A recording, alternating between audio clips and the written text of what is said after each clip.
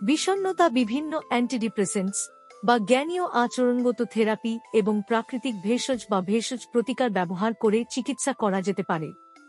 কিন্তু কোনো ধরনের ওষুধ না খেয়ে বিষণ্ণতা কমানোর বিভিন্ন উপায় রয়েছে, যেমন ১. ব্যায়াম, হাঁটা, সাইকেল চালানো, নাচ এবং সাঁতারের মতো কমপক্ষে ৩০ মিনিটের ব্যায়াম করলে এন্ডোরফিন নিঃসৃত হতে পারে, যা প্রাকৃতিক মুড লিফটার যা মানসিক চাপ এবং বিষণ্ণতা কমাতে সাহায্য করে।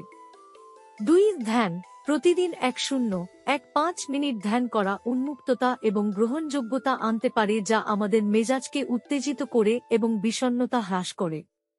৩. শিথিলকরণ কৌশল, প্রতিদিন ৩-০ মিনিটের জন্য যোগ ব্যায়াম করা বা একটি সুন্দর দৃশ্য দেখা বা গরম জল দিয়ে গোসল করা হতাশা কমাতে সাহায্য করতে পারে।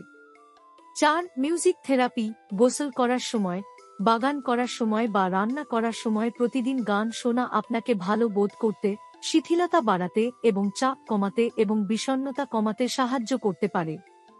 ৫. ভেষজ প্রতিকার, কিছু ভেষজ এবং সম্পূরক গ্রহণ করা যা অ্যান্টিডিপ্রেসেন্ট বৈশিষ্ট্য রয়েছে, যেমন সেন্ট জনস ওয়ার্ট, জিনসেং ৫-HTP যা ৫-হাইড্রোক্সিট্রিপ্টোফ্যান বিষণ্ণতার লক্ষণগুলি কমাতে সাহায্য করতে পারে।